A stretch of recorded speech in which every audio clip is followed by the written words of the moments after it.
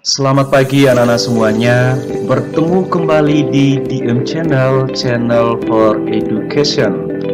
Baik anak-anak semuanya, sebelum kita melanjutkan pembelajaran kita kali ini, silahkan like, komen, subscribe, dan share sebanyak-banyaknya sehingga kita dapat berbagi ilmu pengetahuan dengan sesama kita.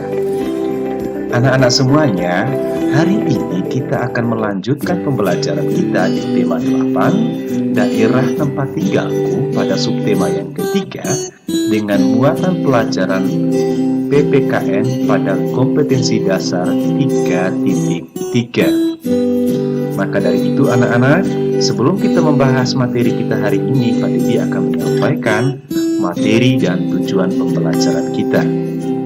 Tujuan pembelajaran kita kali ini, anak-anak diharapkan mampu mengidentifikasi keragaman karakteristik individu.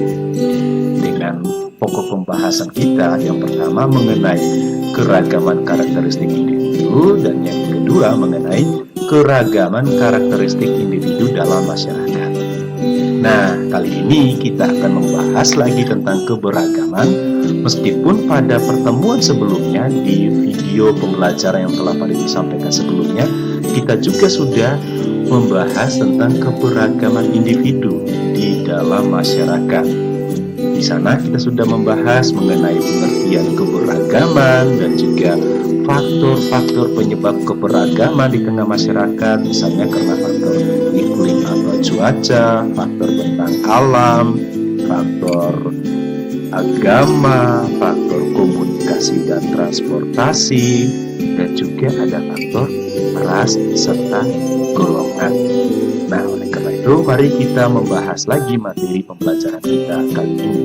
Pada pokok pembahasan yang pertama, seperti tadi yang sudah Pak Didi katakan, kita akan melihat keragaman karakteristik individu.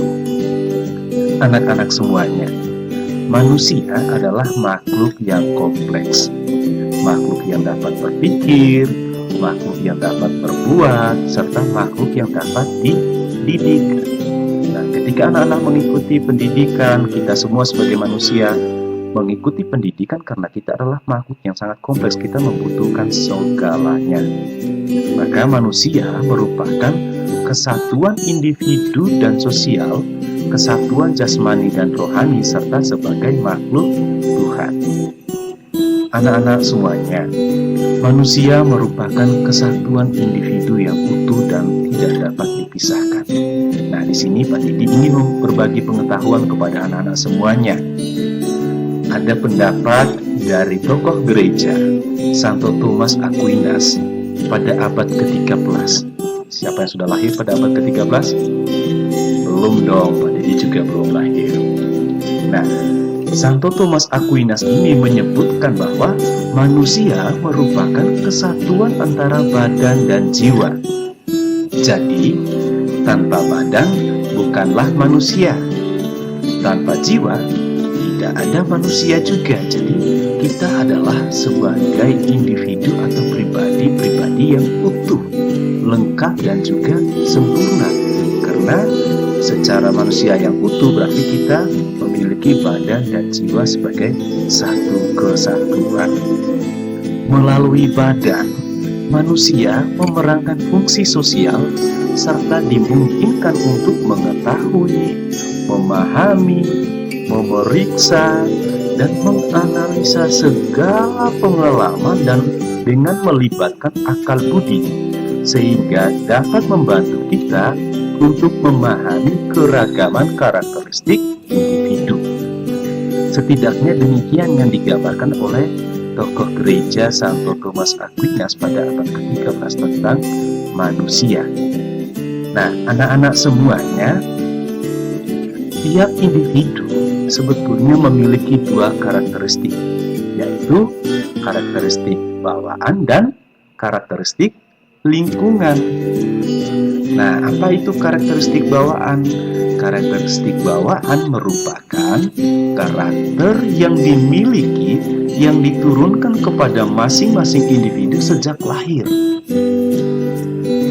Di dalam pengalaman kita, kadang kita menjumpai teman atau sahabat kita dengan karakter yang berbeda, dan kerap kali kita mengatakan, orangnya seperti itu sudah dari sononya, sejak lahirnya sudah seperti itu. Nah, pada saat itulah kita sedang melihat teman kita berdasarkan karakter bawaan. Kemudian yang kedua adalah karakteristik lingkungan. Nah, itu merupakan karakter yang dipengaruhi oleh lingkungan sosial, karena manusia merupakan makhluk sosial yang berhubungan antara satu sama lain. Jadi anak-anak semuanya, salah satu bentuk nyata karakter lingkungan yang dapat kita temui, misalnya ada seorang anak masuk sekolah tidak selalu dengan usia yang sama. Nah, kalian bisa saling melihat antara diri kalian sendiri dengan teman kalian tentu mempunyai usia yang berbeda-beda. Sehingga pada saat kalian masuk sekolah, kalian data dengan karakternya sendiri-sendiri. Namun, karena anak-anak berada dalam lingkungan sekolah yang sama, maka karakter lingkungan anak akan menjadi sama sesuai dengan lingkungan sekolah. Misalnya, kalian ketika masuk sekolah, di sana kalian akan sama-sama tumbuh sebagai anak yang merdeka, sebagai anak yang cerdas, sebagai anak yang disiplin, jujur, beriman, penuh kasih, peduli, bertanggung jawab sesuai dengan nilai-nilai dasar sekolah tersebut. Nah, secara tidak langsung dan tanpa kalian sadari, kalian akan menghidupi satu karakteristik lingkungan yang sama. Kenapa? Karena kalian berada di lingkungan sekolah yang sama pula. Nah, anak-anak, kemudian kita juga melihat bahwa keberagaman merupakan suatu kondisi dalam masyarakat di mana terdapat berbagai suku bangsa, ras, agama, ideologi maupun budaya. Ini sudah kita bahas pada pertemuan sebelumnya. Keberagaman individu dapat berupa keberagaman yang dimiliki orang itu sendiri, sebab setiap orang itu memiliki ciri khasnya tersendiri, termasuk juga kebudayaan atau adat yang diturunkan ke orang tersebut. Maka di sini kita akan melihat macam-macam keberagaman karakteristik individu. Misalnya ada keberagaman fisik seperti jenis kelamin, warna kulit, jenis rambut, tinggi rendah badan maupun berat badan. Kemudian keberagaman kegemaran. Jadi kita punya kegemaran yang sangat beragam. Misalnya ada yang gemar membaca, ada yang gemar menulis, ada yang gemar menari, atau gemar melukis. Lalu yang ketiga adalah keragaman sifat. Jadi masing-masing kita semua memiliki sifat yang berbeda-beda antara satu dengan yang lain. Ada anak yang sangat rajin, tapi ada anak yang malas. Ada anak yang mempunyai sifat pemarah, tetapi ada anak yang mempunyai sifat humoris atau suka menolong. Nah, kalian bisa saling melihat diri kalian dengan teman-teman kalian di sekolah. Kalian bisa melihat, kalian akan menemukan teman-teman kalian yang rajin, teman-teman kalian yang malas, ataupun ada teman-teman kalian yang pemarah, tetapi ada juga teman-teman kalian yang humoris, artinya selalu lucu. Setiap kali ngobrol dengan teman itu mesti lucu. Itulah sifat-sifat humoris yang ada pada teman kalian semuanya. Kemudian anak-anak, pada pembahasan yang berikut kita akan melihat keragaman karakteristik dalam masyarakat. Seperti awal tadi sudah Pak Didi katakan bahwa manusia sebagai makhluk sosial kemudian membentuk kelompok persekutuan hidup.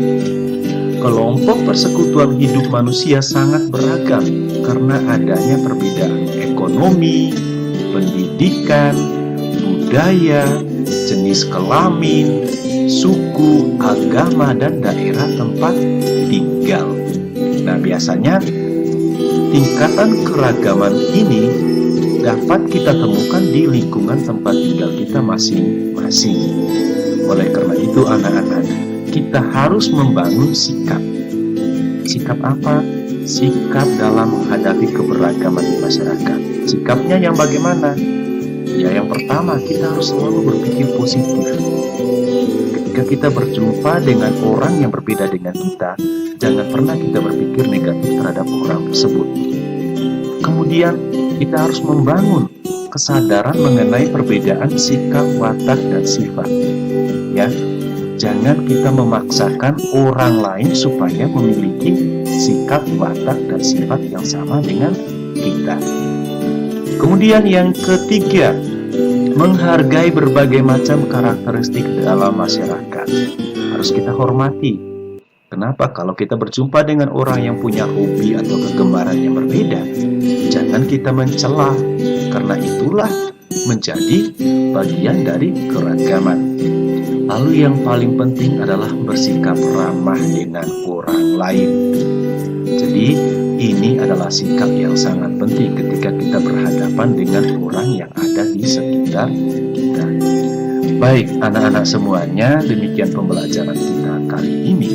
Namun di bagian akhir Pak Didi akan memberikan satu gambaran akan pembuatan karakter supaya kita dapat bernalar kritis dan kreatif. Perbedaan setiap individu merupakan unsur yang membentuk keberagaman. Maka, tanamkan jiwa dan ragamu dengan budi baik dan nilai luhur sebagai pribadi manusia yang utuh agar hidup kita menjadi harmonis di tengah sesama manusia. Itulah penguatan yang dapat Pak Didi berikan. Maka anak-anak Pak Didi berharap anak-anak semuanya dapat menghayati pesan yang telah Pak Didi sampaikan itu. Baik anak-anak, maka sebagai latihan pengetahuan kita untuk hari ini ada 4 pertanyaan beruntun. Yang pertama, jelaskan apa yang dimaksudkan dengan manusia. Yang kedua, sebutkan 2 karakteristik manusia.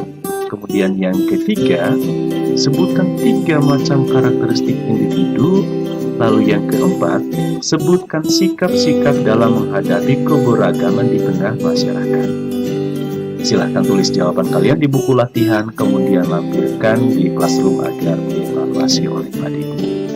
Oke anak-anak semuanya, sekian dan terima kasih untuk pembelajaran kita. Sampai jumpa pada pertemuan selanjutnya. Tuhan memberkati kita semua.